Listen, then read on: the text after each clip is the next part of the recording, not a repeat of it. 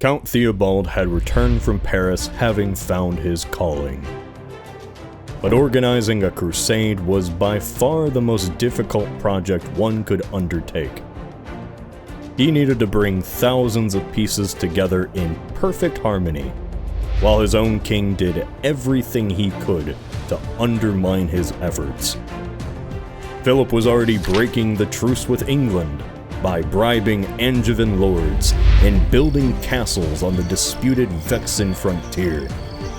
In his eyes, the fate of France would be decided in the coming years. The last thing he needed was for half of his kingdom's forces to depart on a journey from which fewer than a quarter usually returned alive. For this grand crusade to have any hope of success, Theobald knew he needed staunch allies. As Lent arrived, a season of penance marked by ashes and abstinence from animal products, he once again took to the road. This time he headed north, to the lands of Baldwin IX, Count of the newly united Flanders and Hainaut. The two counts shared a bond, as Theobald's sister Marie was married to Baldwin, who had no love for the French king. Only a year prior, he and Philip clashed over the disputed lands in Picardy, which resulted in an uneasy truce. On paper, Baldwin held lands under both the Holy Roman Emperor and the King of France, including the wealthy county of Flanders, territory coveted by the English.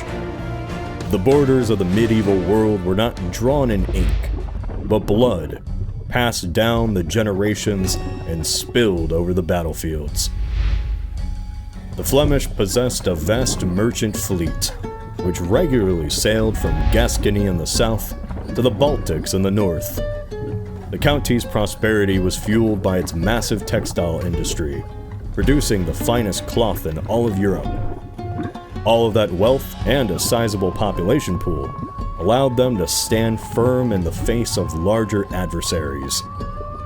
The lords of these counties were especially known for their patronage of music, manuscript illumination, embroidery, and for their crusading fervor.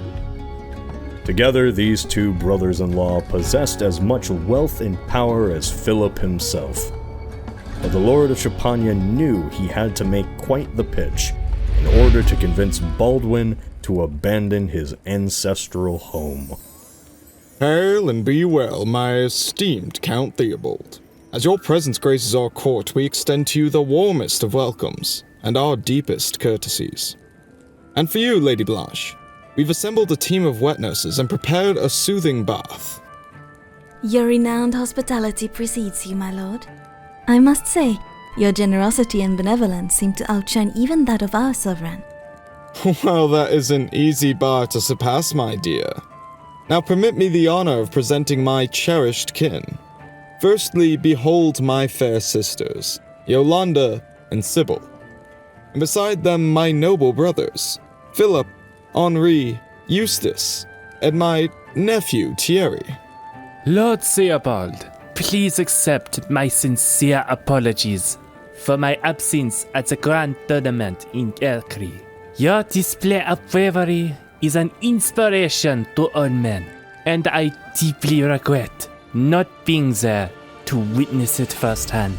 As for you, Honorable Lady Blanche, coming here this far along into your pregnancy is a gesture our house will forever cherish.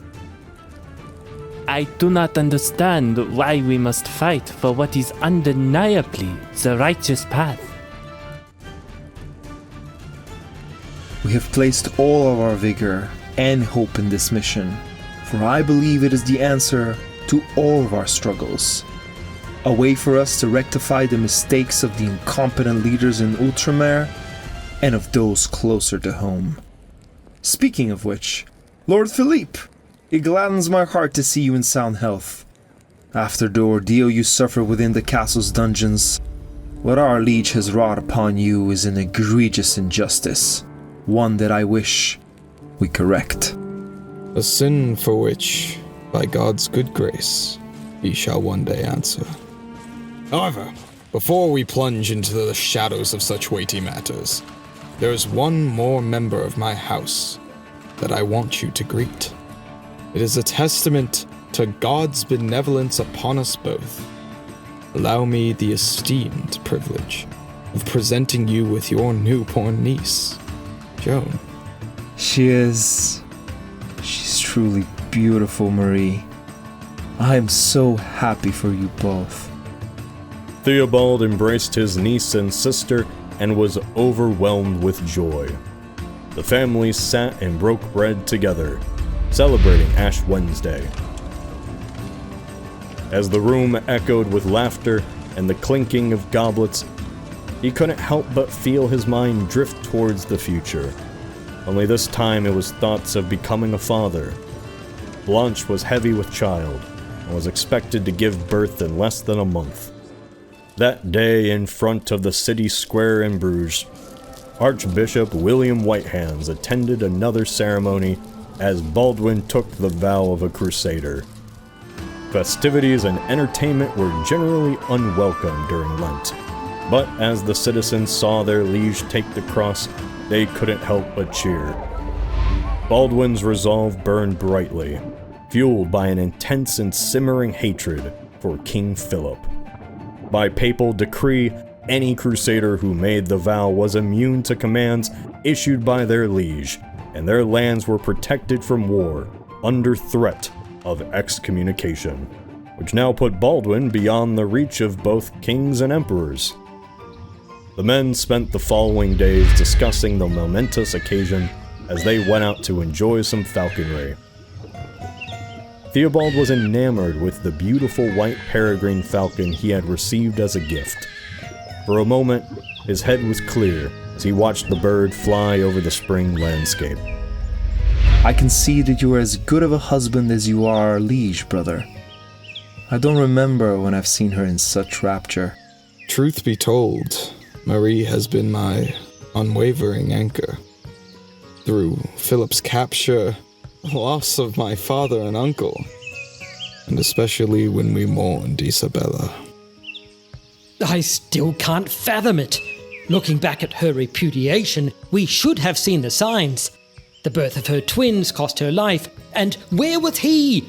Campaigning in Normandy. The king has been maddened for more than a decade. Don't be swayed by his messengers' tales. The blame for Acre rests squarely on his disastrous leadership. He's guilty of my father's death, your brother's, and countless others he led astray. It was in that precise juncture that he resolved to depart, to ensure the grasping of thy land's inheritance, and in the same breath, to betray Richard and forsake my own brother. When given the choice to liberate our Savior's lands or steal your family's legacy, he chose the latter, and he chose poorly. We need to make haste, brothers. Not only that we might strike while the Saracens are still licking their wounds, but because the August will do everything in his power to impede us. He is still capable of wreaking havoc on this endeavor. The sooner we leave these lands, the better. In the wake of his excommunication, I foretell that knights shall rally to our banners in throngs, leaving him solitary and forlorn. Philip, the second of his name, the king of nothing, and the breaker of oaths.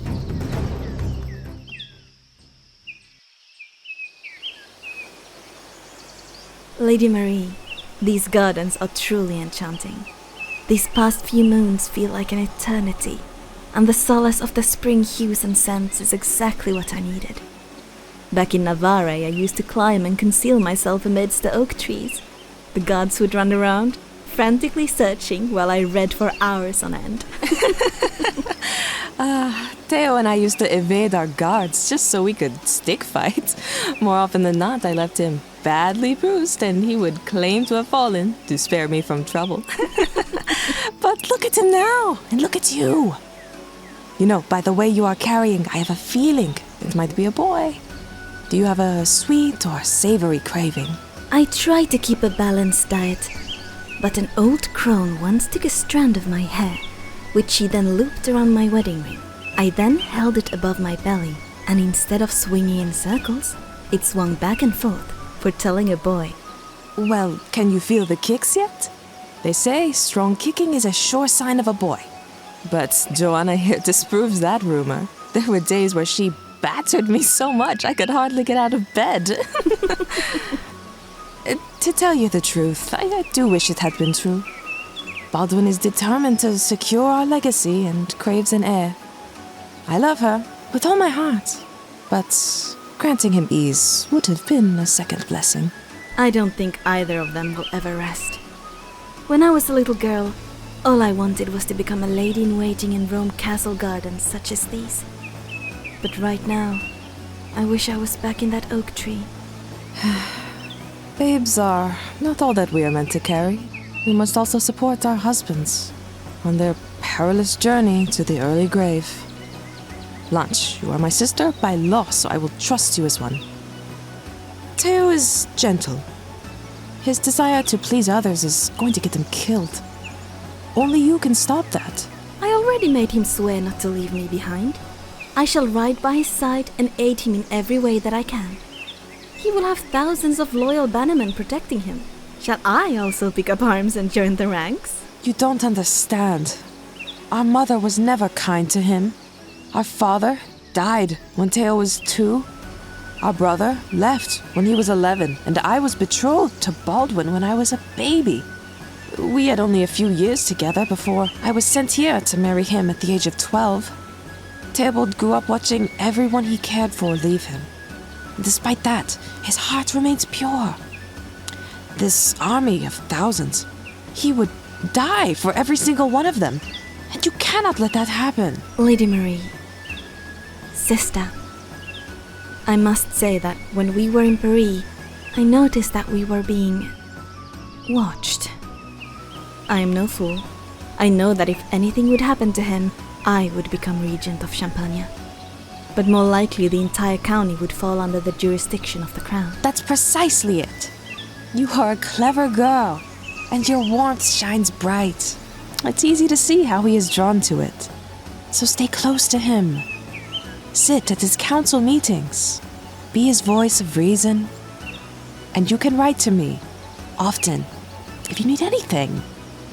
Baldwin is rougher, and once you relay who the more rebellious and two-faced lords are, he and I will deal with them. I was starting to feel like I was out here all by myself. It's good to know that I have a sister I can rely on. Thank you, Marie. I will put your wise counsel to good use. Theobald, Louis, and now Baldwin. This was beginning to look like a formidable crusade. But it would take a lot more to reconquer Jerusalem. More leaders, more followers, thousands of weapons, tons of supplies carried by thousands of carriages. In order to come up with a solution that would tackle each of these problems, he needed a base of operations. From that point, the major Crusader barons began holding council in Soissons every 2 months to plan their next moves. With each passing week, fresh waves of Crusaders arrived, yet their numbers still fell short of expectations. The Third Crusade had drained the Latins of much of their wealth and manpower, and the church tax that Innocent attempted to raise failed miserably. Half a year had already elapsed since Acre, and Theobald knew that the fate of his mission hung in the balance.